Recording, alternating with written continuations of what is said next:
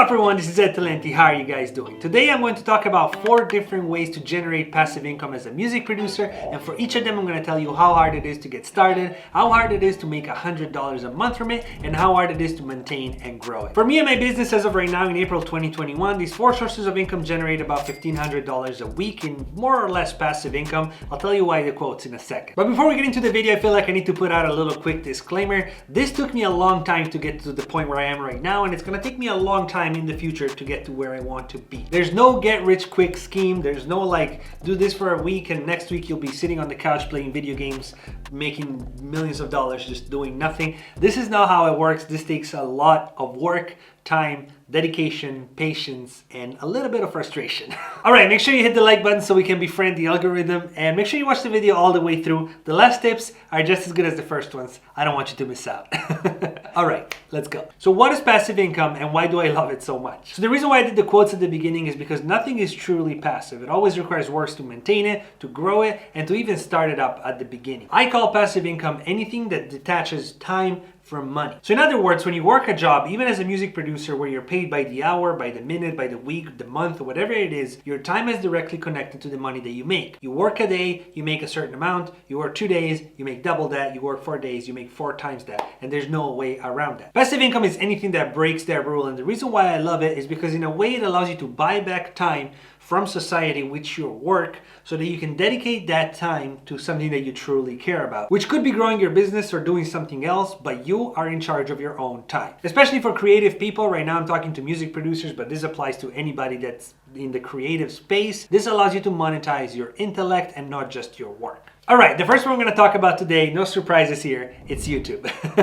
I love YouTube. I have a deep connection with the platform. I love making videos. I love talking to you guys. I love the community. This is just the one that I enjoy the most, so I put it first on the list. Now, how hard is it to start a YouTube channel? Well, the act of creating the YouTube channel is super simple. The barrier of entry is 0. It's free. You just click create a channel, you pick a name, you're ready to go. You can just pull up your phone, record a video, and put it up there. So super easy to actually create the channel. But of course, to grow it, there's a lot of work that goes into it that is way beyond music, and it has to do with video production, editing, learning how to talk to the camera, coming up with content. There's a lot that goes into it. Now let's get to the second question we're gonna try and answer from each of these. How hard is it actually to make $100 a month from YouTube? Well, so to even monetize your channel, you need to have 1,000 subscribers and 4,000 watch hours. That's just the bare minimum to get the channel monetized. If you look it up, which I did before shooting this video, the average channel takes about 90 videos to get to the monetization point. So that's not easy at all. So anybody that wants to start a YouTube channel and within a week be making a bunch of money, that's not how it works. It's pretty much virtually impossible.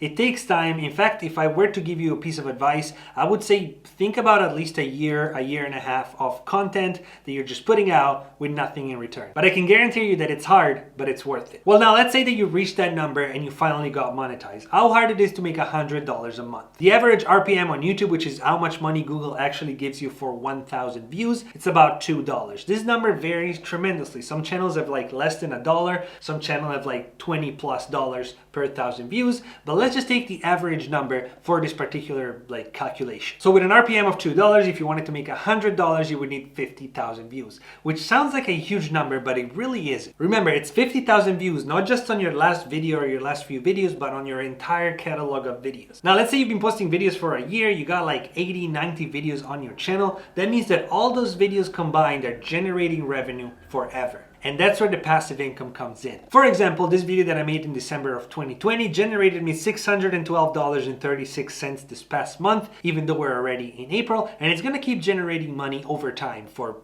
kind of ever. And at this point, that's truly passive income. I don't have to do anything. It's just there generating money. I don't even have to look at it. Now let's get to the third question we're going to try to answer for each of these. How hard is it to maintain and grow? Again, it's pretty hard, but it gets easier. I remember everybody telling me this, and now that I'm in this position, I can tell you the same thing because it's the truth. Your first 1,000 subscribers is the hardest one to get. Not only because your channel grows, you get more views, and so the algorithm is friendlier to you and promotes the videos for you, but it's also because you get better at making videos. Your videos are higher quality, your process is streamlined, so you're faster, you know what you're doing, you know how to edit them, it doesn't take you a week to make a video, and it's just a lot faster, more fun, honestly, of a process. Here we go with number 2, which is sample packs. First question, how hard is it to get started? It's super hard. Not only you have to come up with the idea for the pack, but then you have to design design all the sounds, you have to organize all the sounds, you have to commission an artwork or design an artwork, which takes forever, come up with the concept for a website, design the website, put the pack on there, then come up with a marketing plan to promote the pack. There's a ton to do before you can even get the pack ready to be sold, and you still haven't sold a single one.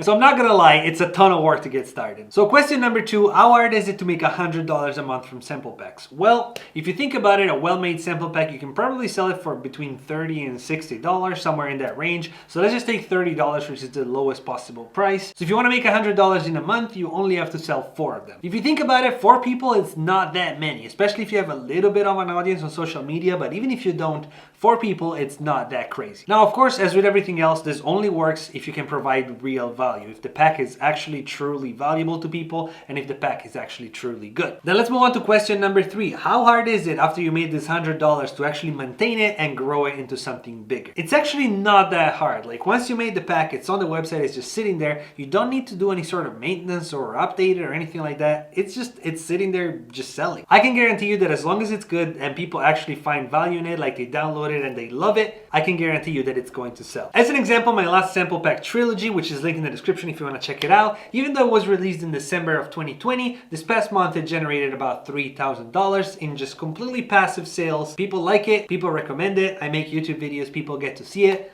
and the circle continues.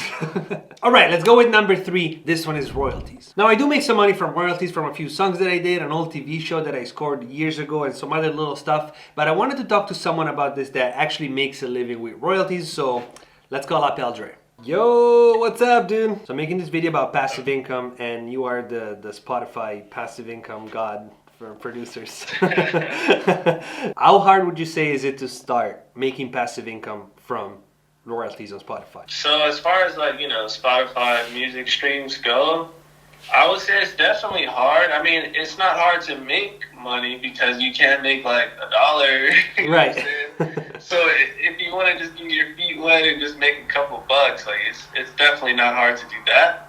But I would say it is hard to like get to the point where you're making like a living from it. Okay. For sure. Well, that would be kind of like my second question, which is kind of how I've been structuring the video. How hard would you say it is to make $100 a month? Like, for example, how long did it take you to get to $100 a month? I would say, yeah, it just depends on like your foundation. But for me, I made my first $100 when I got added to like my first playlist. Right. So, that's kind of going to be different for anybody. But yeah, I ended up getting like a connection with somebody who knew somebody, had a playlist, and they added me to their playlist, and that's when I got like my first 100,000 streams. Right. And then, so yeah, that's how I really got my first over $100. But before that, maybe it was like $20 this month. Right. $50 this month, you know what I'm saying? Once you get that started, how hard would you say it is to actually maintain and grow it? Like, do you have to keep posting stuff like it was a YouTube channel? Or have you noticed that just by posting the songs that you have, those just keep going? That's a good question because it differs on the type of music you make. If you want to maintain it, you would want to, keep giving the people what they want, like what they came to you for. So whatever, like, song that made you go viral or whatever, keep giving them something similar to that.